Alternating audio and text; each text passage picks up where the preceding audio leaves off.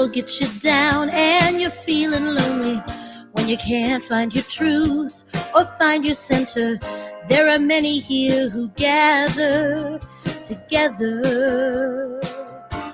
Oh, unconditionally, we love each other, and the scars that we see just make us stronger. We breathe it in together, we'll hold you up with grace. We know that love lives here in you and me. Love lives here. My soul breaks free. I'm so excited to be united with you. Where love lives, where love lives. When life gets you down, you can't see the future. When it all seems too much for you to handle, there are many here who gather together. Oh, unconditionally, we pray together, and the hurt that you feel will be set free. We breathe it in together, we'll hold you up with grace. We know that love lives here in you and me. Love lives here. My soul breaks free. I'm so excited to be united with you. Where love lives, where love lives. Love lives here in you and me. Love lives here. My soul breaks free. I'm so excited to be united with you. Where love lives, where love lives. Love lives here. Good morning. My name is Michelle Geyer, and I am delighted to be your guest host this morning while Reverend Jeffrey gets a little bit of a break today. I just want to say good morning to some folks. There's a whole bunch of people in our chat already this morning. So hello, Dinah and Earl and Carl and Seth and Constance and Cindy and Ken and family, I'm sure. Neil saying good morning, log in, lean in, and love up. I love that. And Allison and Patty Clark and Mom. Everybody is here. This is awesome. So glad to see all of you this morning. So we have Reverend Victoria, our Minister of Transformational Programming this morning, and she has got an amazing talk prepared for you. So I'm looking forward to that. And right now we are going to do a little bit of a celebration with Jabal. Okay. Good morning, everybody. Happy Thanksgiving weekend, and we're going to do Celebrate. I know you know it, so sing along, yeah? There is a light inside of your sister, and I don't know if you know there's a light that is so bright. Just thought I'd tell you there is a light inside of your brother, and I don't know if you know there's a light that is so bright. Just thought I'd tell you there is a love inside of your heart, and I don't know if you know there's a love that is so bright. I just thought I'd tell you there is a power inside of us all, and I don't know if you know there's a power inside of us all. It's time to celebrate, celebrate, celebrate, celebrate, celebrate, celebrate, celebrate, celebrate, celebrate. There is a light inside of us all, and I don't know if you know there's a light that is so bright. Just thought I'd tell you there is a light inside of us all. And I don't know if you know there's a light that is so bright. It's time to celebrate, celebrate, celebrate, celebrate, celebrate. One more time. Celebrate, celebrate, celebrate, celebrate. There is a light inside of us all. And I don't know if you know there's a light that is so bright. It's time to celebrate.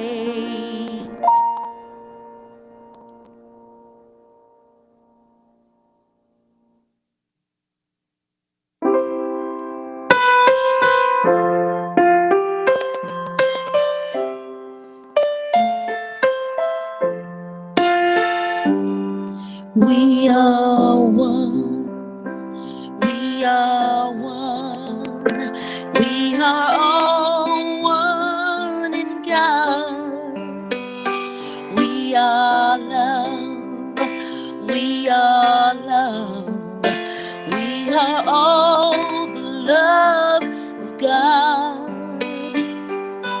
Beauty surrounds me, falling at my feet as I hear the calling of the Holy One in me. We are whole. We are whole.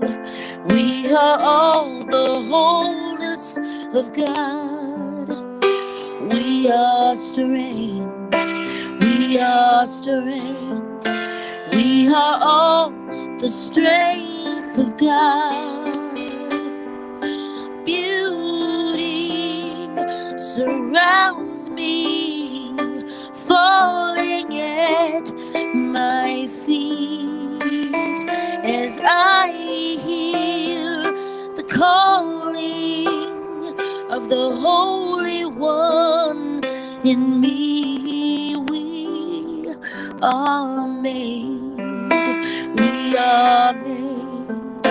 We are all made of God. We are one. We are one. We are all one in God.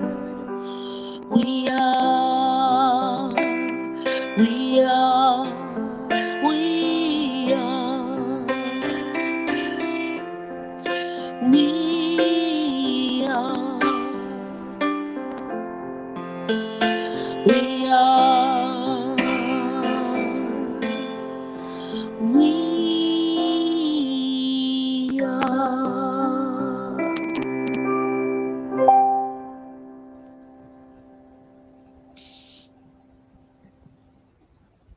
Good morning. My name is Francis Drake. I'm one of the practitioners here for Riverside Center for Spiritual Living, and I'm so happy you come to join us this morning. We'll now turn within for our morning's meditation, so if you would join me, please turn within, close your eyes if you feel comfortable doing so, and we'll begin.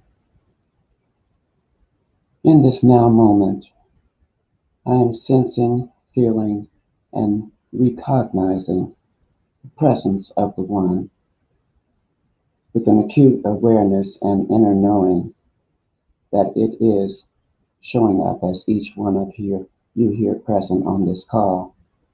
What I know too is that God is, this presence is the Alpha and the Omega of life. It is eternal and limitless, having no beginning and no ending, and it is everywhere present. The nature of pure spirit is truth. It is beauty, enduring joy, abundance, prosperity, grace, our source and supply, our sufficiency for all of our needs being met. It is wholeness. It is perfect, complete and replete within and of itself. It is that which maintains and sustains us. It is the order and power that harmonizes the universe. It is He who is able to do exceedingly abundantly above all that we would think or ask. To Him be the glory. It is in God's love, that unconditional love, that we live, move, and have our being. And what I know is I am a divine emanation of the One, inextricably joined to and in and as it. As I know this is true for myself, I know this is true for each one on this call, within the sound of my voice and beyond. Each one a point of consciousness, indeed a unified field of awareness in the mind of God, fashioned and formed as a divine pattern of itself. I know that each one has been called forth by its spoken word to be and function as that perfect vehicle for its expression. Let us then, in recognition of the love that God is, being that same love imbued within each of us, renounce or lay aside any perceptions we've assigned God's creations, and instead intend to see with knowledge and truth, which comes with spiritual vision, that knowing and certainty, as God does, that all of her creations are whole, perfect, and complete, just as she intended, regardless of any seeming appearance or behavior. We create healing by showing up as our authentic selves and extending our love to the world at every opportunity, honoring the will of God, making our will His will, to see each one as He brought them forth, perfect, whole, and complete. So as from this place that I speak my word, blessing and giving great high thanks for this day, for the knowledge instilled in man that brings us this technology that we use to meet this way. For our musicians, I bless those behind the scenes that make this all possible. I bless our core council, our practitioner core who have steadfastly and been available every morning for meditation, keeping us grounded during this time. And for Reverend Jeff, who is not here with us today, but knowing that he is right where he is supposed to be and that God is where he is.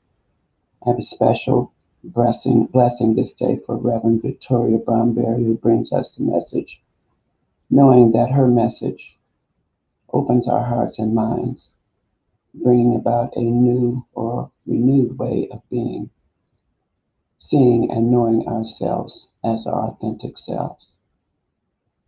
And so I know that this service is good and very good already in the mind of God. I know that a new cause has been set in motion because of it and because of everyone who has said yes to being available to hear this message this day and to believe and know the truth of our being. And so I'm knowing that it is done already in the mind of God, and I just allow it to be, saying, and so it is. Amen. Oh, this is a beautiful song. I really needed this song this week. This is Peace Today by Faith Rivera and my wonderful friend Matt on the drums. I hope you enjoy it.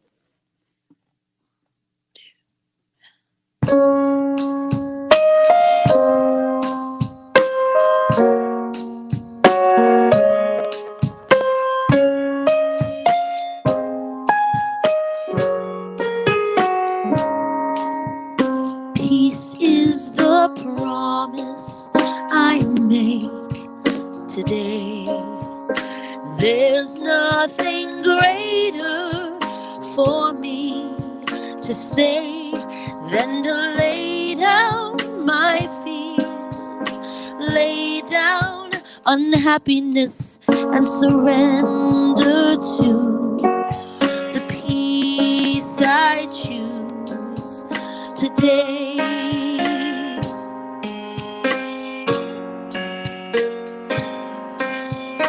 Peace is the promise I give today. No easy shortcut, for peace is the way. I will lay down my pride, lay down self-righteousness, and surrender to the peace I choose today.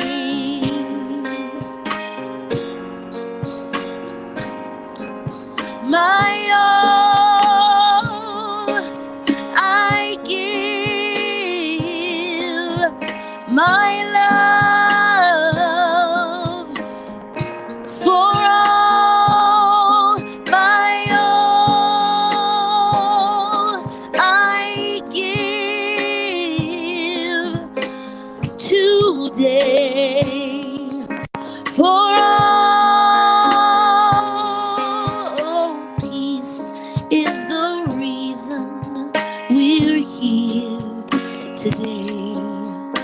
No accident, we've been called by name, called to lay down our lives, stand up for greater good, surrender to the peace we choose today.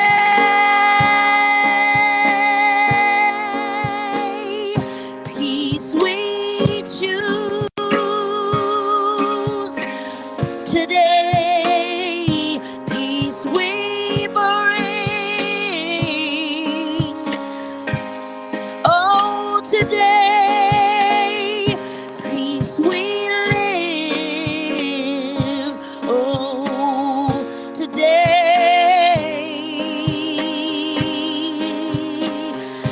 peace today.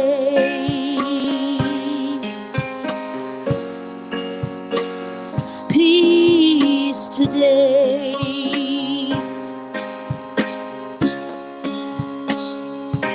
Peace today.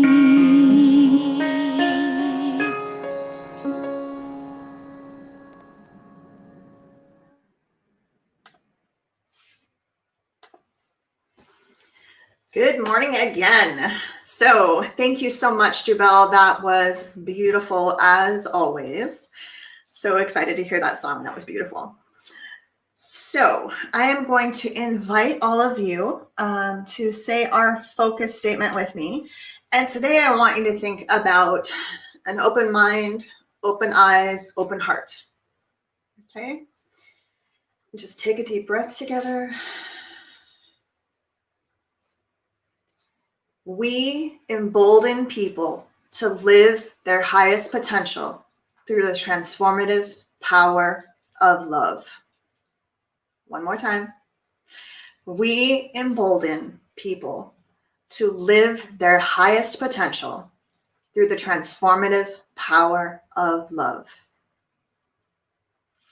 And now I present to you Reverend Victoria. Good morning, everyone. And you've heard my name several times, but I'm going to repeat it anyway. My name is Reverend Dr. Victoria Bomberry, and I'm the Minister of Transformation here at Riverside Center for Spiritual Living. It's so good to be with you here today. And, I love seeing the names of people rolling across the screen. It makes me feel connected to you and a part of this beautiful church family, this beautiful center family that we call our home. And I just want to say that I saw Amber come up and Constance and Allison and I can't remember all of the names, but each time a name rolled by, and here's Tommy Jackson, wonderful. Each time a name rolls by, it just lights up my heart and it just gives me that boost of energy knowing that we're all here together. And it's so wonderful to be in this place, this beautiful place that we have made our home in Riverside. And I want to recognize this month as Native American Heritage Month. And I want to honor the Cahuilla people as the first people of Riverside. And, you know, they are here. You know, the Cahuilla people are here. It's not something that is of the past. It's very present. And that presence is felt in ways that sometimes we don't pick up. But this month and the rest of the year and all times, I want to invite you to just be aware of that presence, that Indigenous presence that is here in Riverside. And I want to give a little bit of historical background about Native American Heritage Month. One of the first proponents of American Indian Day was Dr. Arthur C. Parker, and he was a Seneca from New York. And he is, you know, one of the scholars at the turn of the century who was trained, had formal education, and became, you know, a PhD in his field. And he was the director of the Museum of Arts and Sciences in Rochester, New York. And he persuaded the Boy Scouts of America to set aside a day for the first Americans right around the turn of the century, 19th century to 20th century. And for 3 years, they adopted such a day. In 1915, the Congress of American Indian Association, meeting in Lawrence, Kansas, formally approved a plan concerning American Indian Day. So they were thinking, we just need a day, right? We need a day of recognition. And that was the opening, right? That was an opening. And that body of people directed its president, Reverend Sherman Coolidge, who was a Arapaho, to call upon the country to observe such a day. Coolidge issued a proclamation on September 28, 1915, which declared the second Saturday of each May as an American Indian Day and contained the first formal appeal for recognition of Native people as citizens of the United States. And if you want to ask me about that whole process sometime, you know, call me. Or we'll talk more about it, because it's been a long process of having recognition as citizens.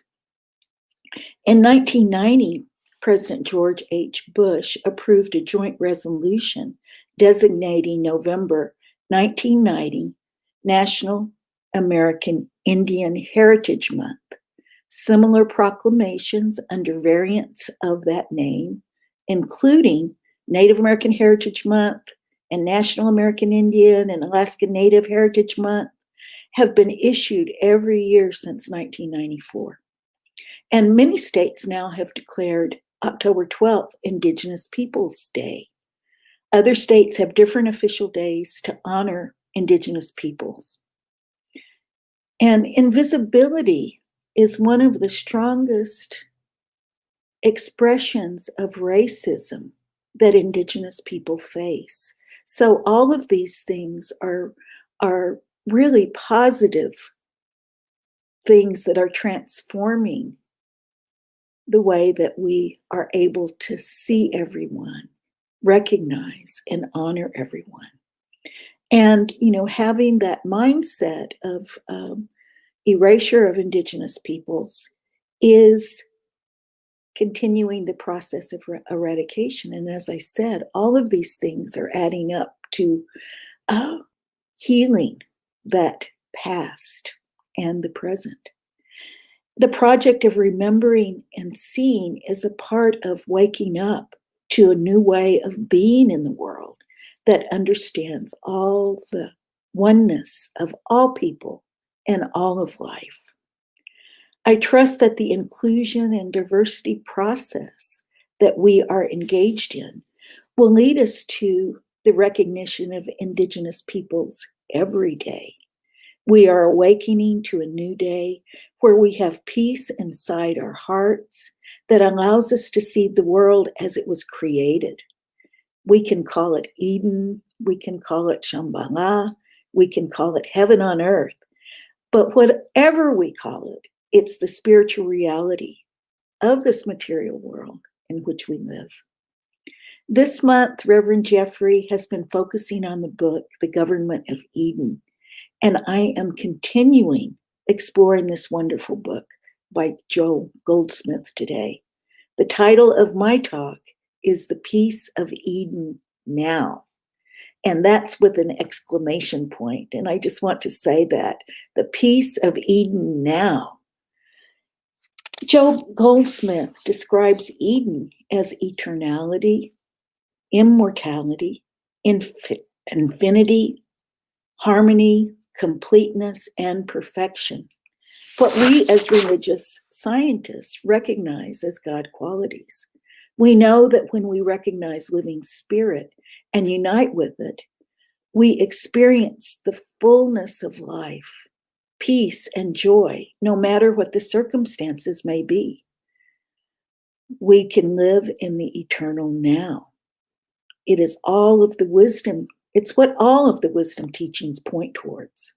If we really look at everything, this is what it points toward, that we can have this peace. It's ours.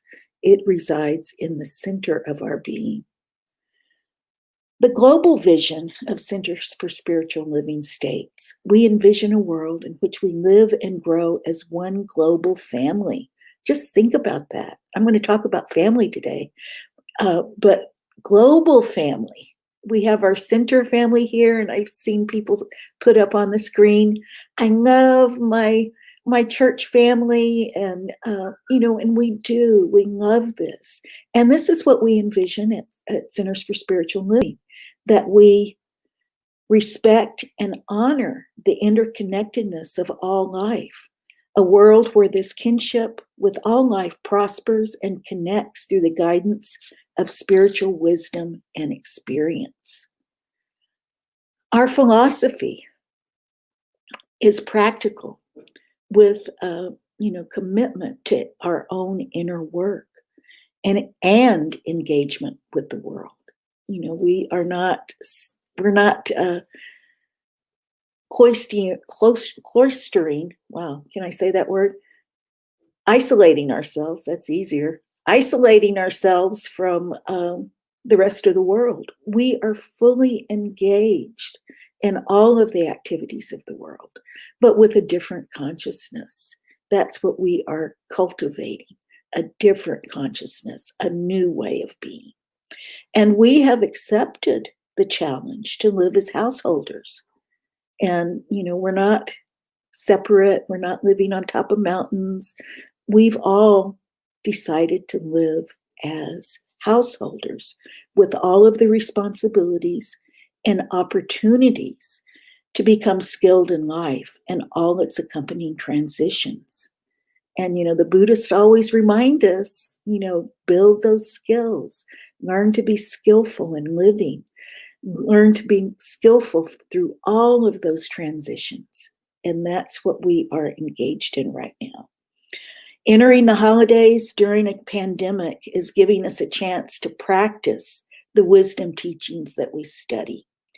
We have a lot going on, and we may be dealing with difficult emotions. And yet I know that we can have the peace of Eden now. I know that. I know that in every fiber of my body. I know that.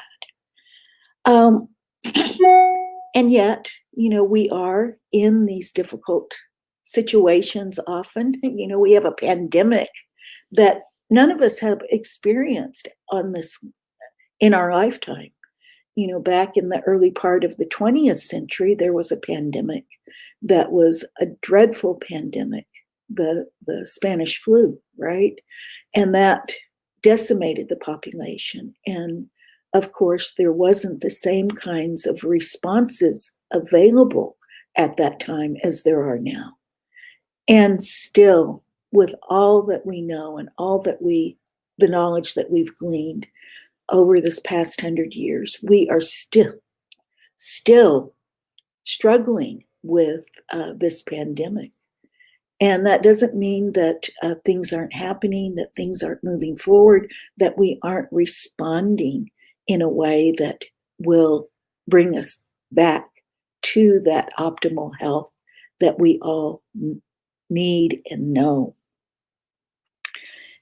And oftentimes, this whole idea of the pandemic, it's causing a lot of things in families. We're not able to see one another, or when we get together, it may be a little bit uncomfortable because we're having to establish guidelines for how we gather. Here at our center, we've decided that we'll meet on Zoom, and we're not having gatherings in person. And yet we have to have these agreements that we make with one another, and we have to keep our agreements. So we have a structure around us that will help us move through all of this. Now, when we focus on the family, I'm always reminded about what Mother Teresa said. And Mother Teresa says, if you want to bring happiness to the world, go home and love your family. And, families come in all shapes and sizes and all kinds of different configurations. And it's family, whether they're a birth family or a family of choice. And that's where we get to do our work. This is the highest spiritual practice of the householder, is to love our family. It is right there where we understand who we are and learn to have compassion for ourselves and for those we are closest to. And even when we may be separated from our families for whatever reason it might be, it might be an estrangement, it may be that we need to live apart for a while, whatever, or it's just the pandemic where we are taking precautions. We are still learning about how we have peace in our families. That's a learning ground. And if we are have those raw moments dealing with families, we also know that we have this beautiful center where we can come and renew ourselves and find solace and sanctuary in that renewal. Now, there's dozens of movies made about families during the holidays, and we watch them because they give us a glimpse of ourselves and the things that we do with and to one another that are all part of learning skills that help us perfect our love. And isn't that what we're here to do? We're here to perfect our love. And I love that we talk about love here all the time, and we practice it here at Riverside Center for Spiritual Living. And I've been watching a lot of movies since the pandemic, since we've had Children in Grace. And I've watched a lot of movies, and right now I'm watching holiday movies. And what I enjoy about these movies is that there is always something that I can relate to about myself or the situations that my own family has had at some point. Maybe not all, but a lot of them are very common. That's why we resonate with them, and we feel with them, and we cry with them, and we laugh with them. We go through all that emotional terrain through these movies because we recognize what's going on. What I notice about all of these movies is that what is playing out is not really about the particular situation that's happening right then. Yeah, there might be some sort of spark, right? Or, we say trigger now, but, there might be a spark there that ignites a whole cascade of events that wreak havoc within a family. So what's getting played out are old patterns, old habits, individual expectations of others, and assumptions, right? They get played out about, we have assumptions about and expectations about other people's behavior. And it's all stuck up here, right? It's stuck in our heads. And our job always is to move from this thought, those thoughts, down into our heart. And in these movies, right, in real life, there is so much that is not being spoken in words. Oftentimes people aren't speaking in words, and when they do, there are these outbursts, right, of oftentimes hurtful things. But there's a lot going on under the surface that aren't spoken. And the only ways that the protagonists react to one another is badly, right? They're just doing all these things. Maybe they're having an outburst. Maybe they're reacting, storming out of the house. Maybe they're getting into physical altercations with people. Just all manner of things happen, in the movies and in real life, right? When we're with family. And when the crisis comes to the head, right? The crisis comes to a head, and the protagonists are able to articulate their true wants and desires. Otherwise, we're just seeing all the storm. We're seeing the storm. We're seeing the chaos that is occurring until that articulation of true wants and desires. And, generally it is as simple as wanting to be seen and heard and loved for who they are, right? That's the cry. That's the cry that we always have, whether we're dealing with families or whether we're dealing with our communities or whether we're dealing with the world at large. That's the cry. And it doesn't matter whether the protagonists are able to get it from the family at the moment, but the clarity is the transformational element. Clarity, transformation, right? We are reminded on all of these occasions when we're watching them or whether we're experiencing them in real life, that it is an opportunity to learn how we react. And oftentimes when we get in trouble, we're in reactive mode. I know for myself, that's where I really get in trouble, is when I'm really just in reactive mode. Something sets me off and then I'm just gone, and it may take a while to come back, right? To come back to myself, to come back to that highest self.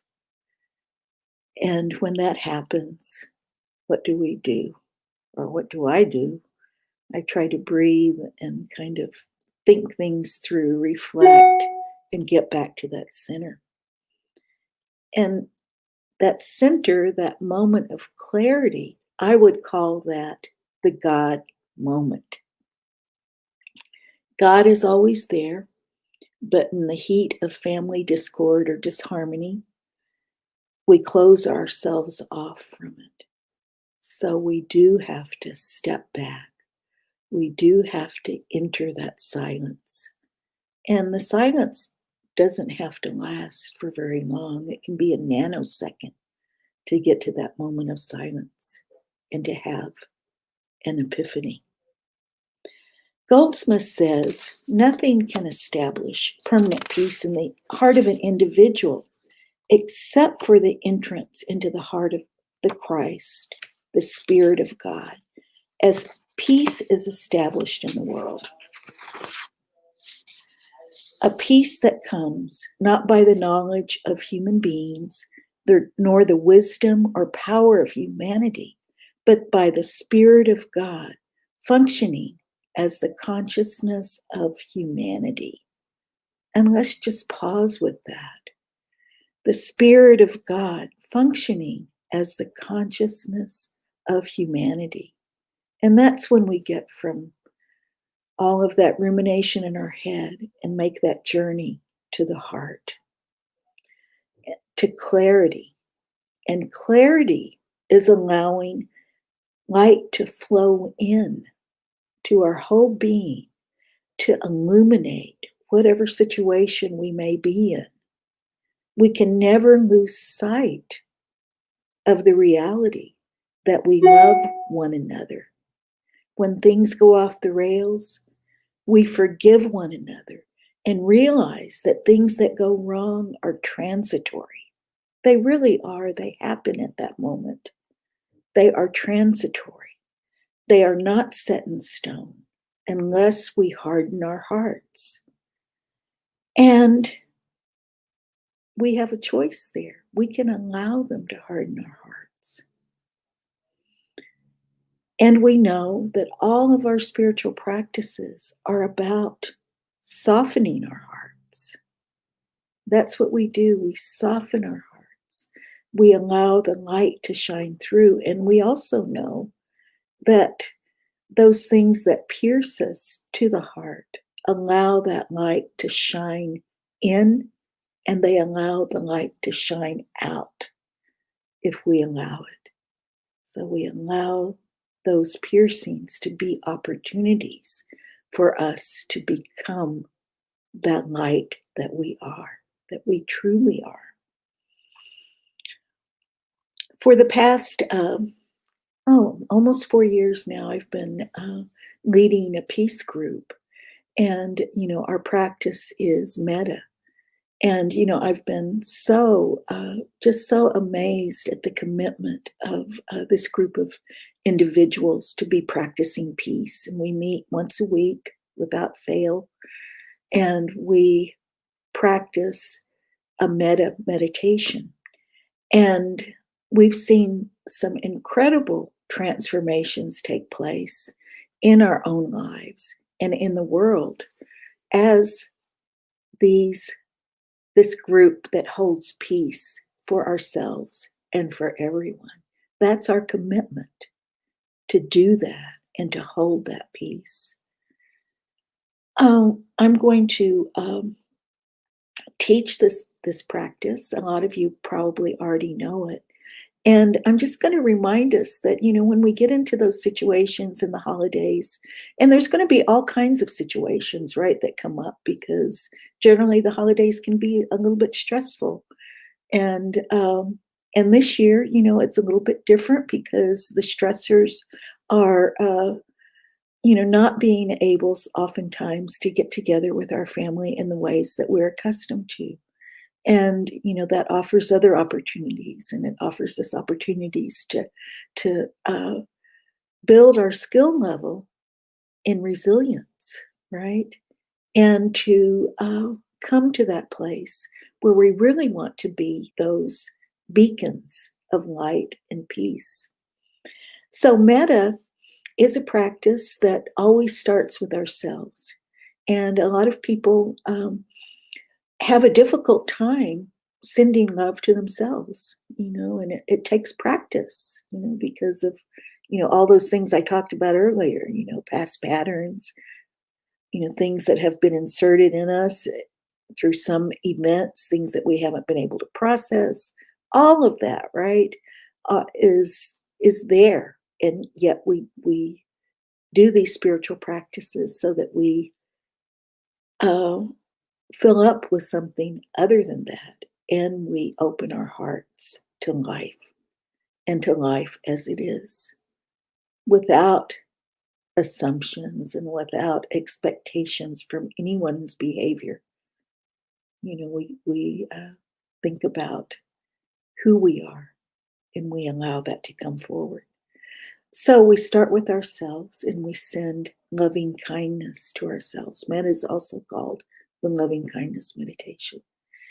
And I'm just going to invite you to close your eyes and get comfortable right where you are. If you want, you can leave your eyes open. And if you do, just have a soft gaze And you can use different kinds of statements in metta. I generally use ones that I learned from Jack Cornfield. And we begin with ourselves. May I be filled with loving kindness. May I be free from inner and outer danger. May I be well in mind and body. May I be at peace and happy. And let's breathe and just allow that to flow through us. And feel your heart opening. Feel as if you're breathing directly from your heart. And then we move to someone that we just love unconditionally. And if you can't think of anyone, you may think about a beloved companion animal. You may think about a beloved teacher. You may think about someone that you met that just struck you as that God person that opened your heart. And let's send loving kindness to them. May you be filled with loving kindness. May you be free from inner and outer danger. May you be well in mind and body. May you be at peace and happy. And then we move out and we may think about people who we are having difficulties with.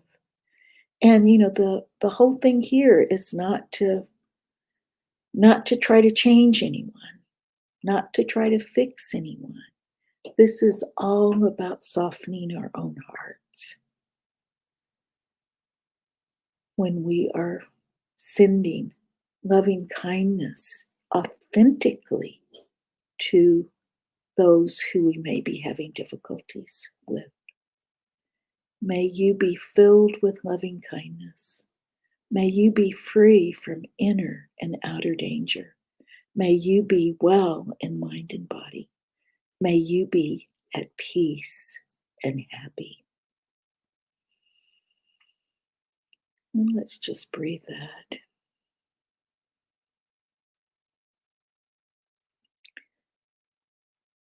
And I think that as we do this practice, I know that as we do this practice, there is that opening that takes place. And if you don't feel it immediately, it's okay. You know, just continue the practice until you do feel it. And, you know, I've been doing this for, getting close to like 25 years. And, you know, I've seen the quality of my life shift dramatically, you know, and I might not have noticed it at the beginning very much, but it's cumulative, right? It's putting that, making those deposits into our spiritual bank account, right?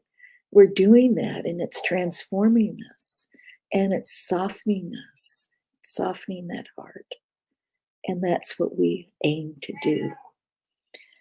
Now, Goldsmith says, as the realization of our dominion dawns in thought, more assurance, confidence, and certainty comes evident. We become a new being, and the world reflects back to us our own higher attitude toward it. Gradually, an understanding of other human beings and their problems unfolds to us from within, and more love flows out from us. More tolerance, cooperativeness, helpfulness, compassion, and we find the world responds to our new concept of it. And then all the universes rushes to pour its riches and treasures into our lap. Wow, isn't that amazing? You know, through our spiritual practice, as we have these realizations, we are open to all the riches and treasures of the universe. And we, as we are filled, we are able to give that to the world. And it's just that reciprocal relationship that continues. And I know that we can have the peace of Eden now. I want to live there. I want to be that. And I know that it is a certainty when I open myself to God. It doesn't matter how many times I fall. I know that God is there and that I have the spiritual fortitude to meet each challenge. I may be awkward. Really, I may be awkward as I take these steps, right? I take a new step in a different direction that I've never been before. Maybe a situation arises that I've never dealt with. And all at once, I'm awkward and I stumble and I fall and I make mistakes. But it doesn't matter. What matters is that we get up and we try again, and we allow in that process for our hearts to be soft. And we allow the joy and wonder of every moment to pour in. I become a new being who can stand for peace, cooperation, helpfulness, and compassion. I am the light of peace. And that is truly who we are. We are those lights of peace. And I see it every day in this community. I see people who are just beaming with light, who have enormous capabilities for living in a way that transforms everything around them. So as we move into this week, know that you are the light of the world. You are peace. And let's turn within. Oh, I'm so grateful to recognize God in this very moment, that all in all, the peace that is always within, that loving kindness that permeates all of our existence. If we only wake up to it, if we only open our eyes to it, it is always there. And I know that as each and every person today moves into this holiday season, they are open to all of life. They accept each and every opportunity to be the light, to stand for peace, to be that helpful person in someone else's life, to get out of those petty things, those petty hurts, those petty slights, those things that just get in the way of love and light.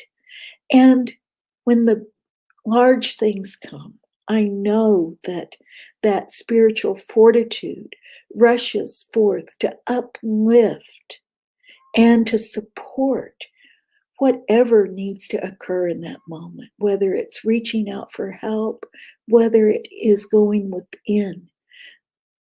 We know what to do because we are clear. We are those divine emanations of light. And I am so grateful for all of this. I'm grateful for this community. I'm grateful for the love that lives here. I'm grateful for the peace that is. I'm grateful for all of this. And I am blessing us as we move into this holiday season with an openness that we have never, ever experienced before, and a tolerance for all of those things that just happen, those little irritations, and that everything comes forward. We speak our words with care and with conviction, and our words are peace. And I let this be, and so it is. Amen. This is called Peace, Light, and Love. And it's so great words.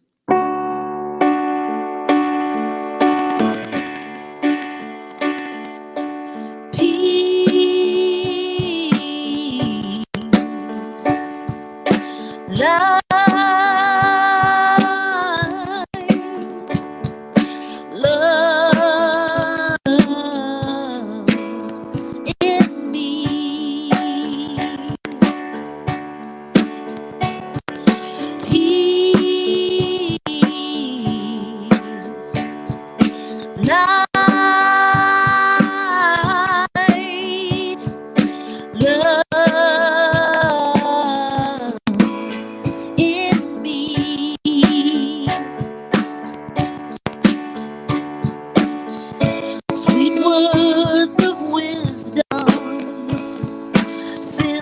my ears.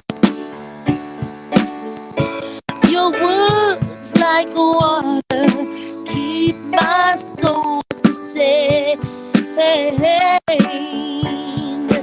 Let them rain, oh rain. Peace, light, love in me.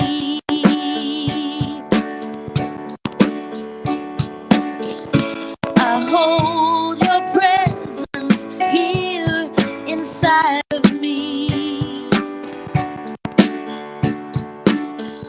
I rest in knowing you are here.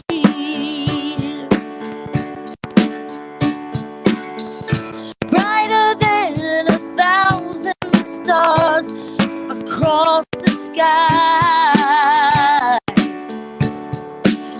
How you shine, how you shine.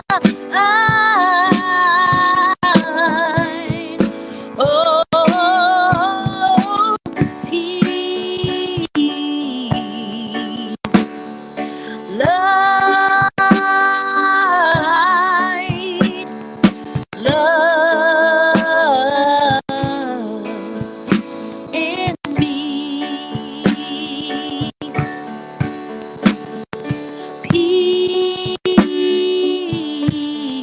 Peace, light, love in me. Peace, light, love in me.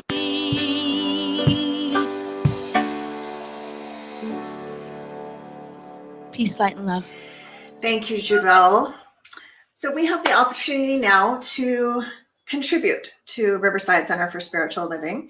And there are 2 easy ways to do that. I've got it scrolling on your screen there. You can text to give 951-419-5858, and you just type in the amount that you want to contribute. Hit send, and there you go. The other easy way to do that is on our website in the upper right-hand corner. I had to think about that. In the upper right-hand corner, there is a tab there that says contribute. You just click on that and you can click through to a form to contribute there as well. So I know that something wonderful is happening right now. We're going to send it back to Jubel, get a little reggae groove on. So get up out of your chairs or out of your bed and let's move and groove. There we go. All right, this is something wonderful. I know you know it. 1, 2, 3. Something wonderful.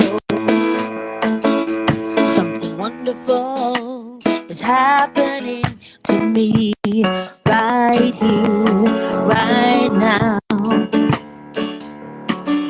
Something wonderful. Something wonderful is happening to me right here, right now. I can feel it in my body. I can feel it in my soul. I can feel it in my heart. And I won't let go. Something wonderful. Something wonderful is happening to me right here, right now. Something wonderful, something wonderful is happening to me right here, right now. All this love inside, we can let it shine. Oh, wonderful, wonderful is happening to me right here, right wonderful.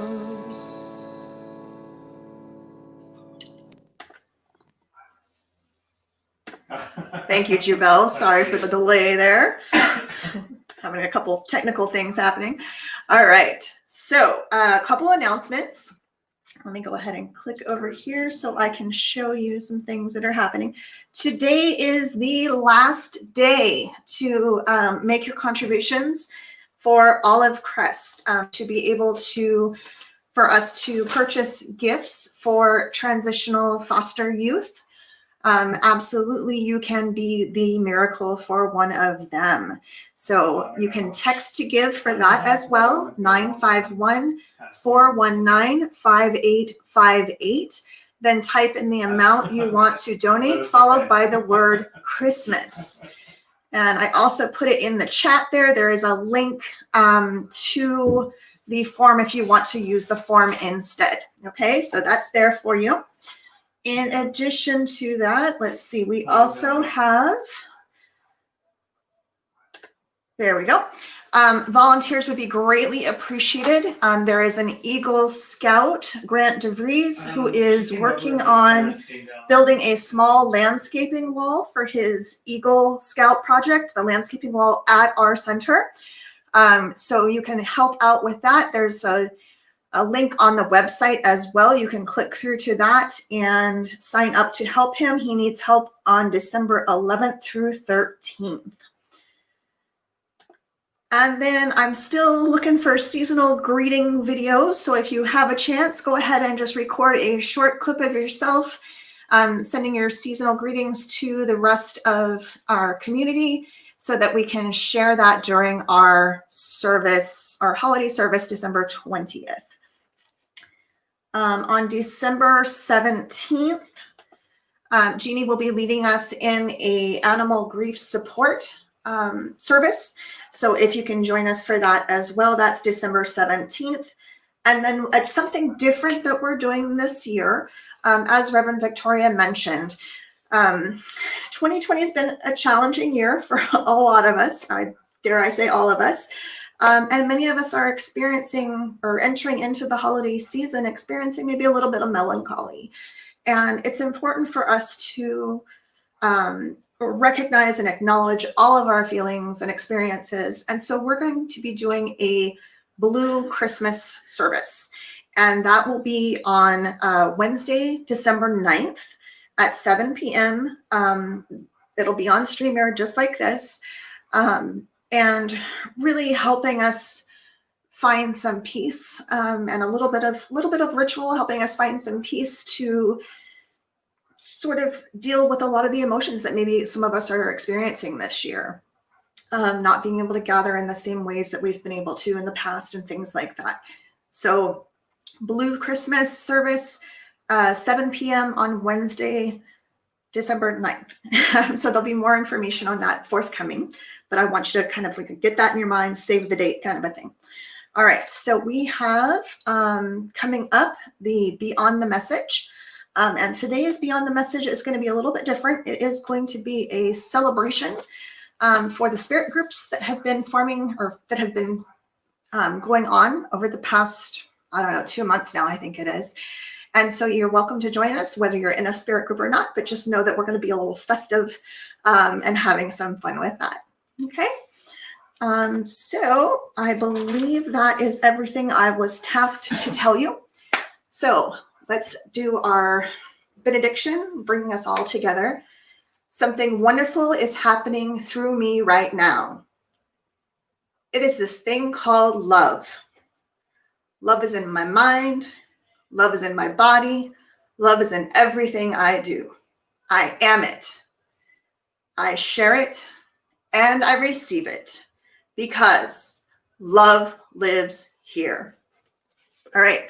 Take care, everybody. We'll see you again soon. I know you guys know this, so you can sing along with me. Let there be peace on earth, and let it begin with me. Let there be peace on earth, the peace that was meant to be. With God as our creator, we are family. Let us walk with each other in perfect harmony. Let peace begin with me. Let this be our moment now. With every step I take, let this be our solemn vow to take each moment and live each moment in peace eternally. Let there be peace on earth, and let it begin with me. Have a great week, you guys. Love you all. Miss you so much.